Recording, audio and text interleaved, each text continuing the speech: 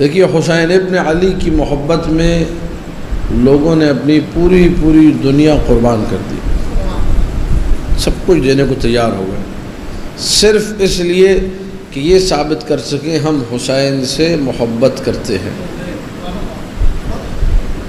ایک ہوتا ہے مال کو قربان کرنا، پیسہ دینا، یہ جو ابھی آپ لوگ دیکھ رہے ہیں زری ہے امام حسین، یہ 6 کونوں والی زری ہے، اور حرم امام حسین بھی 6 کونوں والا حرم تھا، ٹھیک ہے۔ شہزادہ علی اکبر کی قبر ہے پائنتھی کی طرف، اور اسی طریقے سے حرم کے بھی 6 کونے تھے، تو توسیع کرنی تھی حرم کی، حرم کو بڑھانا تھا۔ اب جو ہے حرم وہ 4 کونوں والا ہو چکا ہے، حرم کے 4 کونے بنائے گئے، حرم کو باقاعدہ بڑا کیا گیا۔ تو حرم کے اطراف میں جو گھر تھے، آج سے تقریباً 200 سال پرانا کہہ لیجئے، 150 سال پرانا واقعہ، تو لوگوں کو اعلان کیا گیا کہ بھئی یہ گھر جو ہے مولا کا حرم خریدنا چاہ رہے تاکہ اس کو صحن میں شامل کر کے صحن کو وسیع کیا جائے۔ تو کچھ مومن ایسے بھی تھے جنہوں نے حرم کو بھی گھر بیچے، مولا حسین کے حرم کو گھر بیچے، ٹھیک ہے۔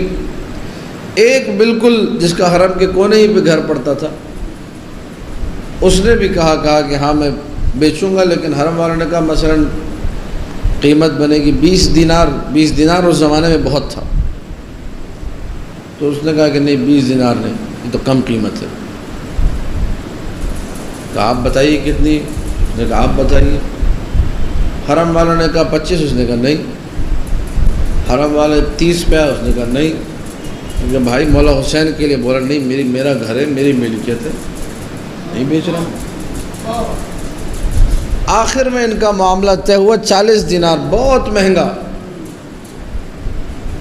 سودا ہو گیا۔ اس نے کہا کہ 40 دینار میں گھر دوں گا، لیکن مجھے 1.5-2 مہینے کی مہلت چاہیے، اس کے بعد ہی میں دوں گا۔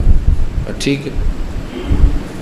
اب اس کو جب 1.5-2 مہینے کی مہلت ملی تو اس نے اپنے گھر کو بنانا شروع کر دیا، رینویٹ کرنا شروع کر دیا، رنگ کر رہا ہے گھر میں، بہترین زبردست پکا کر رہا ہے، گھر کے جو اطراف میں گلدان لا کے رکھ دیے، خوبصورت بنانا شروع کر دیا۔ حرم والے پریشان ہوتے جا رہے ہیں کہ یہ کر کیا رہا ہے، ہمیں تو اس نے گھر بیچ دیا۔ جو گھر بیچ دیا گیا اس میں کوئی بھی کام نہیں کرا تھا۔ 1 مہینہ یہ اس نے گھر کو بنایا اور کربلا کا سب سے بہترین گھر بنا دیا۔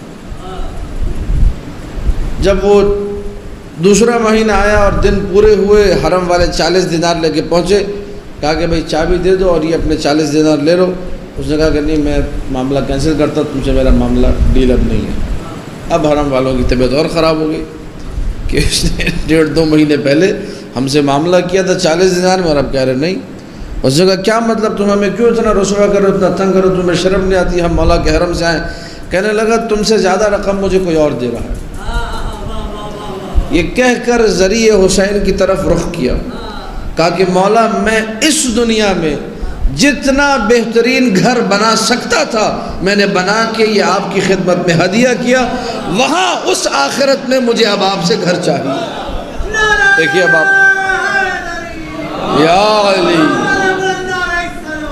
اللہم صلی علی محمد وآل محمد، یہ بھی تو سلیقہ ہے، یہ بھی تو ادب ہے۔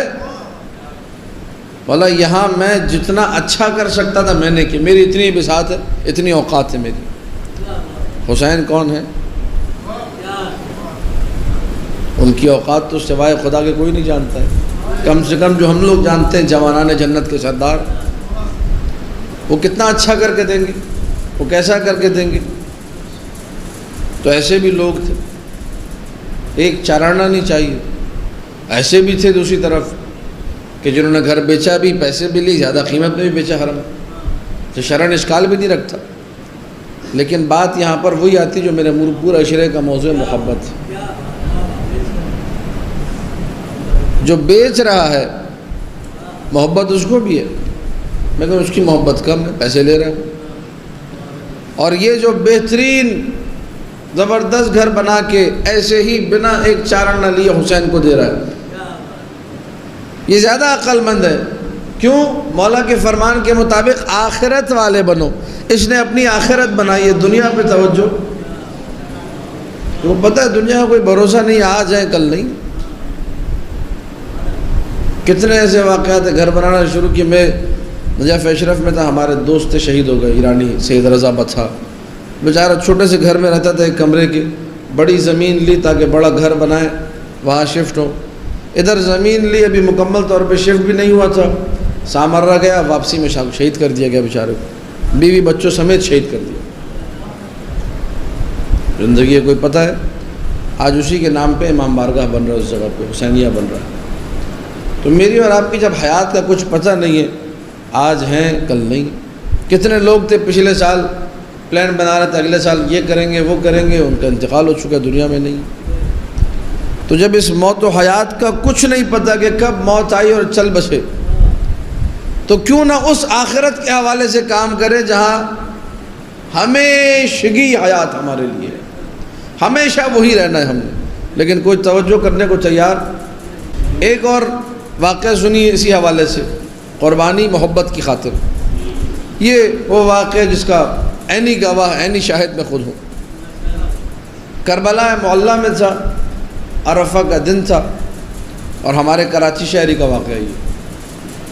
ایک شخص کو دیکھا جو زیارت پہ تھے. یہ 2010 یا 11 کی بات ہوگی، شاید 12 کی بات ہوگی، مجھے سال بھی ایسی یاد نہیں ہے، لیکن بہرحال 10 سال پرانا واقعہ. تو ایک صاحب جن کے حلیے سے لگ رہا تھا کہ ان کے مالی حالات اتنے اچھے نہیں ہیں، اور انتہائی سن رسیدہ بوڑھے سے بھی تھے. جب عمر پوچھی تو بتایا 70 سال. پھر انہوں نے اپنے ہندوستان کے بھی واقعات سنائے، پاکستان کے بھی سنائے، بڑے ان سے گپ شپ رہی. تو میں نے پوچھا کہ آپ کیا کرتے ہیں، کیسے زیارت کے لیے آئے ہیں؟ یہ سننے والا واقعہ ہے. تو انہوں نے بتایا، میں مسجد کا تو نام نہیں لوں گا، کہا میں فلاں مسجد کے آگے کراچی میں برگر کا ٹھیلا لگاتا ہوں. میری بڑی خواہش تھی کہ میں حسین کی زیارت کروں سلام اللہ علیہ. اب کیسے زیارت کروں؟ نہ کوئی بینک بیلنس ہے، نہ کوئی کچھ دینے والا ہے، نہ کوئی اور بندوبست ہے. کل روزی روٹی جو ہے وہ اسی برگر کے ٹھیلے سے وابستہ ہے. یہ ہے تو میری زندگی چل رہی ہے، یہ نہیں ہے تو کچھ بھی نہیں ہے میرے پاس. لیکن ایک تمنا تھی، ایک تڑپ تھی کہ کربلا کی زیارت کرنی ہے. تو میں نے اپنا ٹھیلا بیچا، اپنا توا بیچا، اپنا وہ سلنڈر بیچا، چمچے شمچے جو کچھ بک سکتا تھا سب کچھ بیچ دیا. بیچ کر تھوڑا بہت کچھ لوگوں سے قرضہ لے کر یہاں میں زیارت کے لیے آیا ہوں. تو میں نے کہا کہ بابا جی آپ جب واپس جائیں گے تو کیا کریں گے؟ تو کہنے لگا مولا وارث. یہ ہے عقیدہ. سب کچھ اس نے، سب کچھ اس کی جو کل جمع پونجی سب بیچ دیا. کس کے لیے زیارت؟ 70 سال کا بوڑھا ہے، اس کو پتہ ہے کہ اب کچھ نہیں پتہ کب زندگی ختم ہو جائے. اب کیا بھروسہ کرنا، اب کس کے لیے جینا ہے اگر حسین کی زیارت اب بھی نہ ملے انسان. یہ ہے تقاضائے محبت.